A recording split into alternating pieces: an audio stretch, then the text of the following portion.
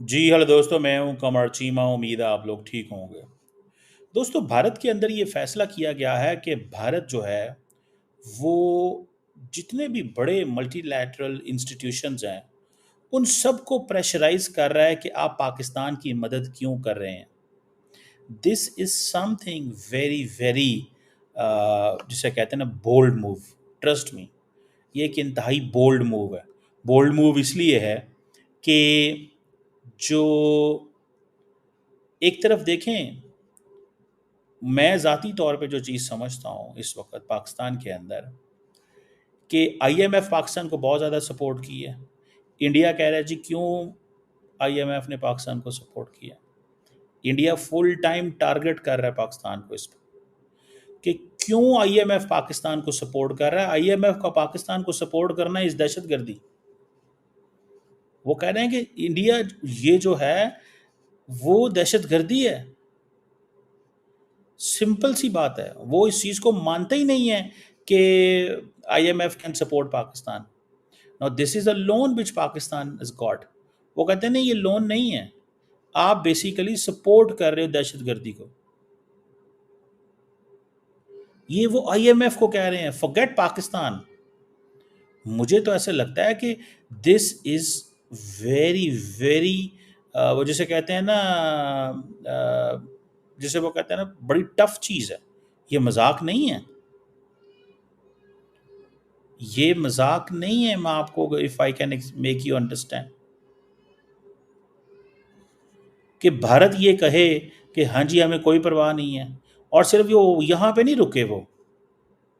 वो उन्होंने, अगर आप देखें, शिव अरूर उनके बड़े टॉप के जर्नलिस्ट हैं, मैं भी उनके शो में बहुत दफ़ा आया हूँ।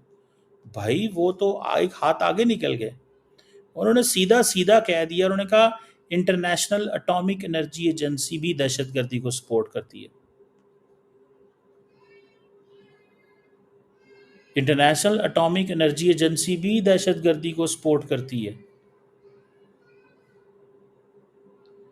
उन्होंने ये भी कहा कि अच्छा, इंटरनेशनल एटॉमिक एनर्जी एजेंसी की भी उन्होंने बात की, फिर उन्होंने बात की आईईए की बात की, फिर उन्होंने यूएन की भी बात की।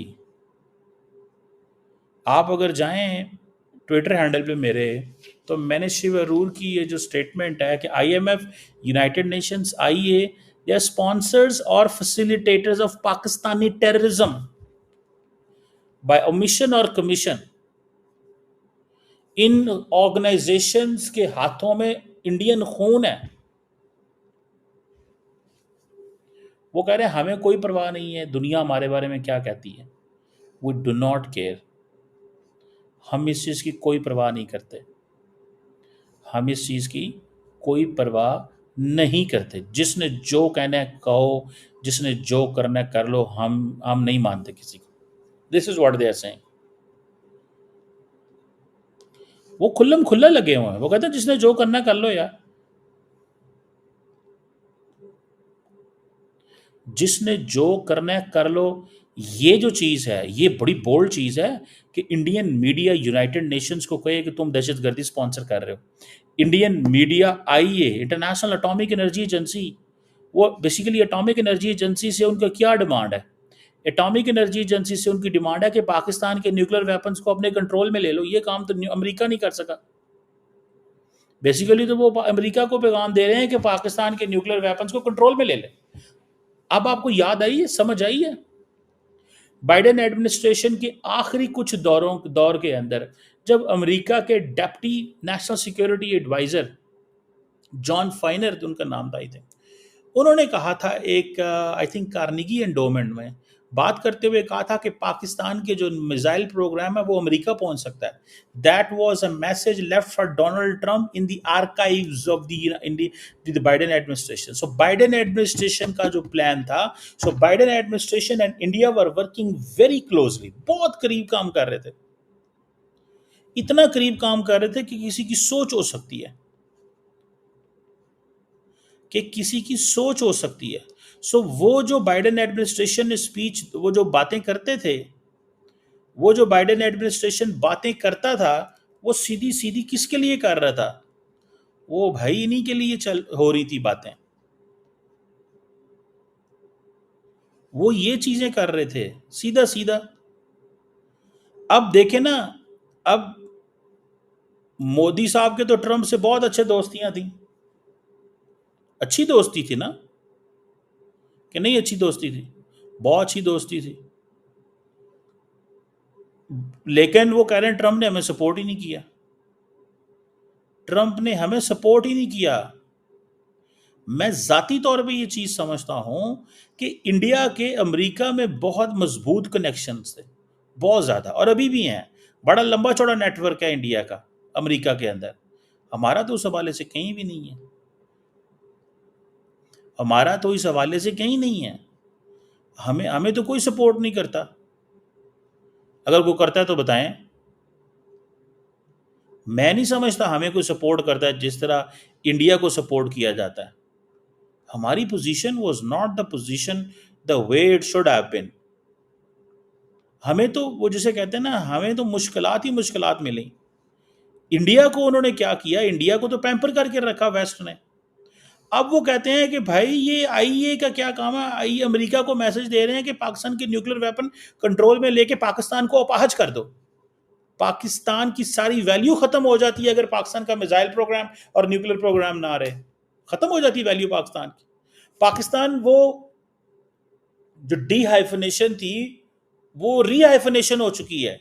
अब डोनाल्ड ट्रंप जो बार बार पाक अमेरिका इंडो पाक बात करता है, इंडिया को ये बात इंतहाई मुश्किल लगती है। वो कहते हैं ये कैसे हमें इंडो पाक करता रहता है, ये कैसे हमें इंडो पाक करता रहता है, हमें डी हाइफनेट करें। हमारा पाकिस्तान से कोई लेना देना नहीं है। मोदी साहब नहीं चाहते कि ट्रंप जो है वो हमें हाइफनेट करे, वो जरा भी नहीं चाहते। उनको इस चीज की बड़ी समझ है कि यार पाकिस्तान को गेम से किस तरह बाहर रखना है, पाकिस्तान को गेम से किस तरह बाहर रखना है। वो इसके ऊपर काम कर रहे हैं। और अब सारी बात है, वो तो गेम से बाहर रखना चाहते हैं और रखे भी रहे हैं, ठीक है ना जी। अब क्वेश्चन ये है कि हमने अपनी स्पेस वो किस तरह बनानी है, हमने अपनी स्पेस किस तरह बनानी है, हमें क्या करना है, ये है सवाल असल में। आज तो पाकिस्तान के साथ चलो दो तीन मुल्क खड़े हुए हैं, आज तो पाकिस्तान के साथ ये दो तीन मुल्क खड़े हैं, लेकिन ज़रूरी तो नहीं हमेशा ही ये मुल्क हमारे साथ खड़े रहें। ज़रूरी तो नहीं है ना कि ज़रूरी है। बाइडेन के ताल्लुकात जो थे वो इंडिया के साथ अच्छे थे। आज ट्रंप अगर हमारे साथ थोड़ी सपोर्ट कर रहा है तो मैं इसको सपोर्ट नहीं समझता, यकीन करके माने। मैं नहीं समझता कि ये बहुत बड़ी कुछ चीज़ है। मुझे ये पता है ये सारी की सारी जो कुछ है ये ट्रंप तक की है। ट्रंप के बाद क्या होगा नोबडी नोज। ट्रंप के बाद की कोई समझ नहीं है। आज देखें, आज आपको लगेगा कि राजनाथ सिंह जो हैं वो जिस तरह पाकिस्तान को टारगेट करते हैं, मतलब कोई उस तरह हमें और टारगेट कर सकता हो। आज इंडियन मीडिया जो इंग्लिश मीडिया है, and media which is an English media, वो किस तरह पाकिस्तान को जो सुबह शाम हमारी क्लास ले रहा है और दुनिया को, वो कहते हैं कि हमें किसी की कोई परवाह नहीं है, हमें सिर्फ इम्पोर्टेंट ये है कि आप हमारे साथ खड़े हों। अगर आप हमारे साथ खड़े नहीं होते तो फिर हमें आपकी कोई हम don't care about you. Simple सी बात है। वो कहते हैं हम इससे इट डजेंट मैटर, हमें इससे वो फ़र्क नहीं पड़ता, आप जो भी हैं जैसे भी हैं, हम इसको वी इग्नोर दिस सिंपली, हम उसको इग्नोर करते हैं। मोदी साहब जो हैं वो जारी बात है छाए हुए हैं। मोदी साहब का एक ऑरा इस वक्त चल रहा है। मोदी साहब को इस चीज़ का पता है कि अगर मैं जिस तरह चल रहा हूँ, मेरे पास इंडिया की सपोर्ट मौजूद है।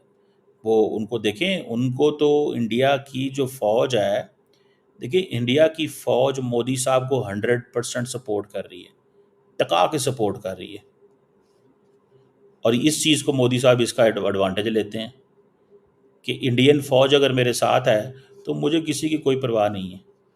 और वो उनको इस चीज़ की समझ है, उनको इस चीज़ की समझ है कि मैंने फ़ौज को अपने साथ किस तरह रखना है। और वहाँ भी आपको पता है फिर वो एक सिविलियन सुप्रीमेसी, दिस दैट, वो चलता रहता है। वो एक चीज़ है ना उधर, मतलब वो दे डोंट इग्नोर, वो इस चीज़ को इग्नोर थोड़ी करते हैं। लेकिन मुझे इस चीज़ की समझ नहीं आई कि ये जो इंडियन मीडिया को यकदम क्या हो गया है कि Indian media started targeting the global institutions. और मैं ये समझता हूँ कि ये अगर ग्लोबल इंस्टीट्यूशंस को टारगेट कर रहे हैं ना, तो there is something big which is coming on the way, trust me. बहुत सा कुछ बड़ा है जो बीच में आ रहा है, और वो हो सकता है अभी हमें ना उसकी समझ लग रही हो, लेकिन फ्यूचर के अंदर आपको पता चलेगा कि वो कुछ ज़रूर ऐसा कर रहे हैं, and they are making their way. वो अपना कोई ना कोई रास्ता जो है वो बना रहे हैं। किस तरह बनाते हैं, क्या करते हैं, हाउ दे, और उनका जारी बात है टारगेट यही है कि पाकिस्तान की फ़ौज को पकड़ो, जैसे भी पकड़ना है फ़ौज को पकड़ो। फ़ौज अगर वो जैसे कहेंगे ना, जितना ज़्यादा फ़ौज को पाकिस्तान की कंट्रोवर्शियल करोगे उतना ज़्यादा दे आर बेटर। लेकिन असल में इंटरनेशनली आईएमएफ को अब ये कहना पाकिस्तान को फाइनेंस ना दो, बेसिकली तो अमेरिका को कह रहे हैं ना, समझा करें। वो पाकिस्तान का नाम उस तरह नहीं लेते, इंडिया का, सॉरी, अमेरिका का नाम नहीं लेते। असल में वो अमेरिका को कह रहे हैं तुम कर क्या रहे हो, और ये तुमने किया क्या है, और हम तुम्हारे पार्टनर थे। असल में तो वो ये बातें कर रहे हैं।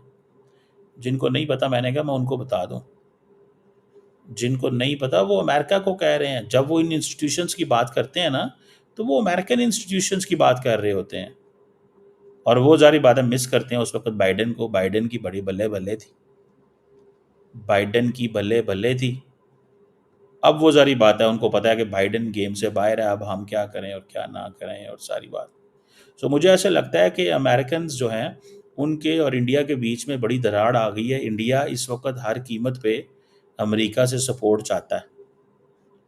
इंडिया हर कीमत पे अमेरिका से सपोर्ट चाहता है, और वो सपोर्ट चाहता है कि जिसमें ये कम्प्लीटली हमारे साथ खड़े हों। हौच पौच वो कहते हैं, सॉरी, हमें हौच पौच नहीं चाहिए। तो डॉक्टर जयशंकर का मौक़िफ़ है ना कि ये हौच पौच स्टाइल छोड़ो, सीधी तरह हमारे साथ आओ।